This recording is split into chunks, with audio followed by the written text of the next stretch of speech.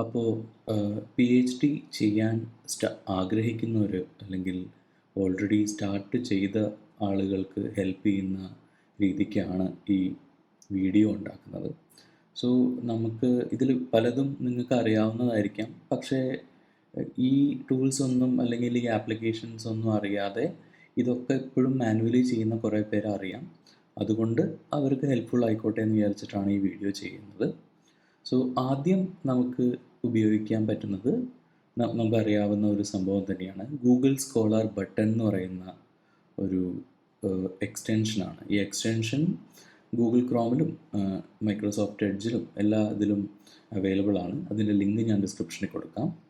അപ്പോൾ ഇതെങ്ങനെയാണ് വർക്ക് ചെയ്യുന്നതെന്ന് വെച്ചാൽ നമുക്കിപ്പോൾ ആവശ്യമുള്ള ഒരു ഡോക്യുമെൻ്റ്, ഇപ്പം നമ്മളൊരു റിസർച്ച് പേപ്പർ വായിച്ചുകൊണ്ടിരിക്കുകയാണ്. അപ്പോൾ ആ റിസർച്ച് പേപ്പർ നമുക്ക് സൈറ്റ് ചെയ്യേണ്ട ആവശ്യം വരുന്നു. അപ്പോൾ അങ്ങനത്തെ സന്ദർഭങ്ങളിൽ ഇത് സൈറ്റ് ചെയ്യാൻ എളുപ്പത്തിന് വേണ്ടിയിട്ടാണ് ഈ ഗൂഗിൾ സ്കോളർ ബട്ടൺ നമ്മൾ ഉപയോഗിക്കുന്നത്. ഇപ്പോൾ ഫോർ എക്സാമ്പിൾ ഞാനിപ്പോൾ googlescholar.com പോയി എന്ന് വിചാരിക്കുക. ഇവിടെ കാണുന്ന പോലെ പോവാണ്. നമ്മൾ ഇവിടെ ഇപ്പോൾ ഞാൻ ഓൾറെഡി സെർച്ച് ചെയ്തിട്ടുള്ള ഒരു കീവേഡിൽ ഞാൻ സെർച്ച് ചെയ്യുവാണ്. ആൻഡ് നമ്മൾ ഇപ്പോൾ സപ്പോസ് ഇത് ജസ്റ്റ് ഇങ്ങനെ എടുത്തു എന്ന് വിചാരിക്കുക. അപ്പോൾ ഈ ഗൂഗിൾ സ്കോളറിലെ ഗുണം എന്ന് വെച്ചാൽ നമുക്ക് അവിടെ നിന്ന് തന്നെ സൈറ്റ് ചെയ്യാൻ പറ്റും. പക്ഷേ ഇതിപ്പോൾ ഡയറക്റ്റ്ലി ഒരു ഇതിലേക്കാണ് പോയിരിക്കുന്നത്, വേറൊരു വെബ്സൈറ്റിലേക്കാണ് ഇതിൽ പോയിരിക്കുന്നത്. അപ്പോൾ ഇവിടെ പോയിട്ട് എന്താ ചെയ്യുകയെന്ന് വെച്ചാൽ ഈ ഗൂഗിൾ സ്കോളർ ബട്ടൺ നമ്മളിവിടെ കാൽക്കുലേറ്റ് ചെയ്താൽ അത് ഓട്ടോമാറ്റിക്കലി ഈ പേജിലുള്ള ജേർണൽ ആർട്ടിക്കിളാണോ പുസ്തകമാണോ അതെന്നുള്ളത് കണ്ടുപിടിച്ച് നമുക്ക് ഇവിടെ ഈ സൈറ്റ് ചെയ്യാനുള്ള ഈ ബട്ടൺ ക്ലിക്ക് ചെയ്താൽ ഇപ്പോൾ 5 ഇപ്പോൾ MLA, APA, Chicago, Harvard, Vancouver, ഇപ്പോൾ ഈ 5 തരത്തിലുള്ള സൈറ്റേഷൻ സ്റ്റൈൽസിൻ്റെ ഇത് അവൈലബിൾ ആണ്. നമുക്ക് ഏതാണ് വേണ്ടത് നോക്കിയിട്ട് നമുക്ക് കോപ്പി ചെയ്താൽ ആ സൈറ്റേഷൻ ആസ് സച്ച് നമുക്ക് അവൈലബിൾ ആയിരിക്കും. ഓക്കെ, ഇപ്പോൾ ഒരു വേർഡ് ഡോക്യുമെൻ്റ് ഇവിടെ ഉണ്ട്. അവിടെ ജസ്റ്റ് നമ്മൾ പേസ്റ്റ് ചെയ്താൽ അതിൻ്റെ പ്രോപ്പർ സൈറ്റേഷൻ അവിടെ പേസ്റ്റഡ് ആവും. ഇത് ഒരു മെത്തഡാണ്.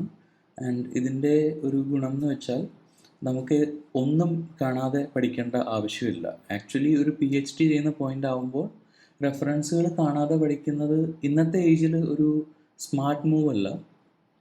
ഇൻസ്റ്റഡ് നമുക്ക് ഇങ്ങനെ ഒരു സിസ്റ്റം ഉപയോഗിക്കാം. ഇതിനേക്കാളും നല്ല കുറച്ച് മെത്തഡ്സ് ഉണ്ട്, അതും ഞാൻ പറയാം. ഓക്കെ, രണ്ടാമതായിട്ട് എനിക്കിവിടെ I wanted to let you know കുറച്ചും കൂടി യൂസ്ഫുൾ ആയിട്ടുള്ള ഒരു സംഭവമാണ് മറ്റേ ക്വിൽബോട്ട് എന്ന് പറയുന്ന സർവീസ്. ക്വിൽബോട്ട് എങ്ങനെയാണ് വർക്ക് ചെയ്യുന്നതെന്ന് വെച്ചാൽ ക്വിൽബോട്ടിന് കുറേ ഫീച്ചേഴ്സ് ഉണ്ട്. പക്ഷേ ഞാനിവിടെ സംസാരിക്കുന്നത് ക്വിൽബോട്ടിൻ്റെ സൈറ്റേഷൻ ജനറേറ്റർ എന്ന് പറയുന്ന ഒരു ടൂളാണ്. ഇത് കുറച്ചും കൂടി അഡ്വാൻസ്ഡ് ആയിട്ടുള്ള ടൂളാണ്. ഇതിപ്പോൾ നമുക്ക് എന്താ ഇവിടുത്തെ ഒരു അഡീഷണൽ അഡ്വാൻറ്റേജ് എന്ന് വെച്ചാൽ ഇപ്പോൾ നമ്മളൊന്ന് ലോഗിൻ ചെയ്താൽ നമ്മുടെ ഓൾറെഡി നമ്മൾ ബേസിക്കലി എന്തിൻ്റെയൊക്കെയാണോ റെഫറൻസ് നോക്കുന്നത് അതൊക്കെ ഒരു റെപ്പോസിറ്ററി പോലെ ഇവിടെ കിടക്കും. ഇപ്പോൾ ഓൾറെഡി ഞാനിവിടെ APAയിൽ എൻ്റെ റെഫറൻസ് സ്റ്റൈൽ ഞാൻ സെലക്ട് ചെയ്തിട്ടുണ്ട്. ഇവിടെ ഓൾറെഡി കുറച്ച് റെഫറൻസുകളും ഉണ്ട്.